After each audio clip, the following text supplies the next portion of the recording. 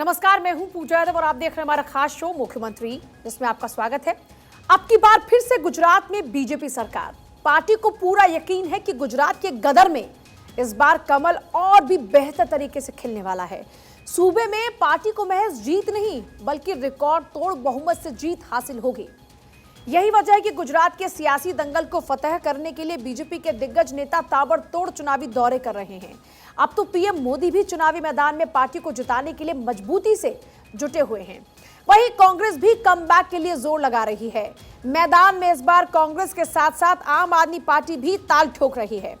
सत्ता के लिए सभी सियासी दलों की अग्नि परीक्षा हो रही है, इसलिए सत्ता के संग्राम में इस बार सियासी मुकाबला बेहद दिलचस्प हो चला है। तो देखिए हमारा स्पेशल शो मुख्यमंत्री।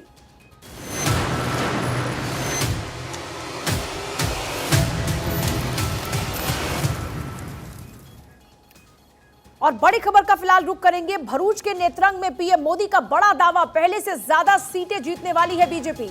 बीजेपी को मिल रहा है लोगों का आशीर्वाद, गुजरात को आगे बढ़ाने में सबकी भागीदारी।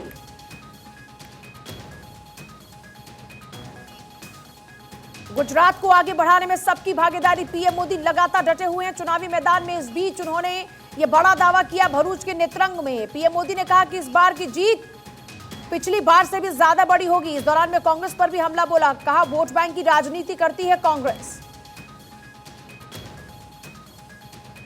वोट बैंक की राजनीति से आतंक का भी खतरा है।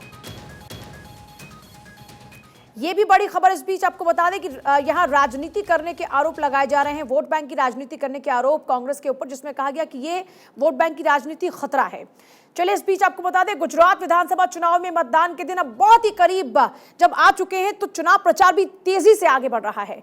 ऐसे में खुद पीएम मोदी गुजरात में बीजेपी को फिर से सत्ता दिलाने की कोशिश में लगे हुए हैं। पीएम मोदी ताबड़तोड़ रैलियां कर रहे हैं।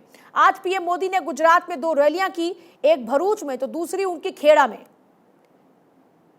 2 तस्वीरें अब आपको दिखाते हैं। पहली रैली जहां पर भरूच जिले के नेत्रंग में उन्होंने की, जहां उन्होंने दावा किया कि अब की बार बीजेपी की पहले से भी ज्यादा बड़ी जीत होने वाली है और ज्यादा सीटें इस बार पिछली बार से भी बीजेपी को मिलेंगी। रैली में मौजूद लोगों को संबोधित करते हुए पीएम मोदी ने कहा कि लोगों का ये आशीर्वाद विकसित गुजरात बनाने का संकल्प बता रहा है।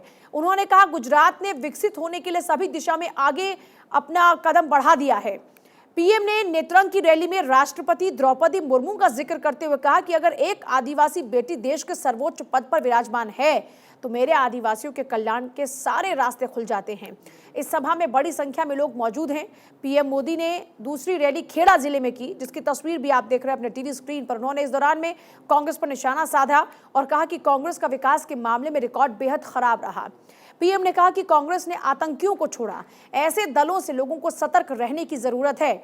उन्होंने कहा गुजरात की युवा पीढ़ी ने बीजेपी राज में कभी कर्फ्यू नहीं देखा। पीएम मोदी ने कांग्रेस पर वोट बैंक की राजनीति करने के आरोप लगाते हुए लोगों को चेताया कि वोट बैंक की राजनीति से आतंक का खतरा होता है।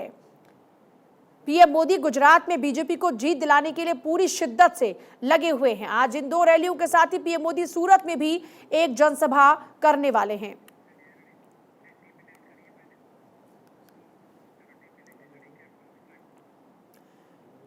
पीएम मोदी भरूच के नेत्रंग में रैली के बाद 2 वैसे अनाथ बच्चों से मिले जिन्होंने 6 साल और 8 साल की उम्र में अपने माता पिता को खो दिया। दोनों भाई एक दूसरे के सहारे जीवन जी रहे हैं। पीएम ने कहा कि जब इन बच्चों के बारे में उन्हें जानकारी मिली तो उन्होंने पार्टी नेता CR पाटिल को इनकी मदद करने को कहा। फिर दोनों बच्चों की पढ़ाई की व्यवस्था की गई और इन्हें रहने के लिए घर की व्यवस्था भी की गई। पीएम ने कहा कि इनके सपने देख सुनकर मुझे बहुत खुशी हो रही है। क्या रहे थे?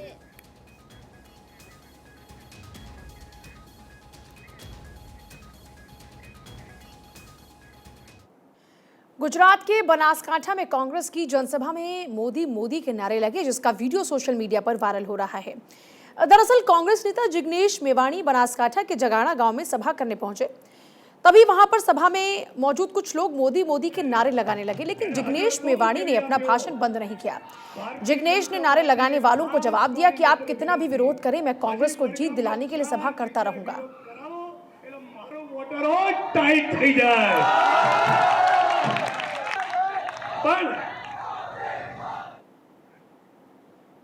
लोकतंत्र में चुनाव और चुनाव में प्रत्यक्ष मतदान का बड़ा महत्व है, लेकिन मतदान में अब नोटा का भी महत्व बढ़ चुका है, क्योंकि इसका कोई मोल भले ना हो, लेकिन चुनावी हार जीत को यह इस तरह प्रभावित करता है कि जीतने वाला उम्मीदवार किस्मत की दुहाई देने लगता है और हारने वाला नोटा को कोसता है।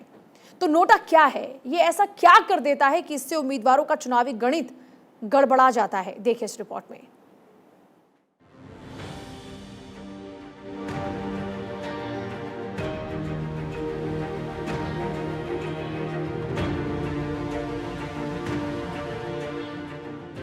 नोटा। नोटा ना होता तो विधायक होता। नोटा ना होता तो विधायक कैसे होता? लगी ना ये बात एक दूसरे को काटती हुई, लेकिन नोटा की यही सच्चाई है। जी हाँ, 2017 में गुजरात विधानसभा चुनाव में इस नोटा ने 30 सीटों पर हार जीत के गणित को गड़बड़ा दिया था। क्यों और कैसे ये बताएंगे, लेकिन इससे पहले ये जान लेते हैं कि ये नोटा आखिर क्या चीज है। नोटा यानी नन ऑफ द अबव।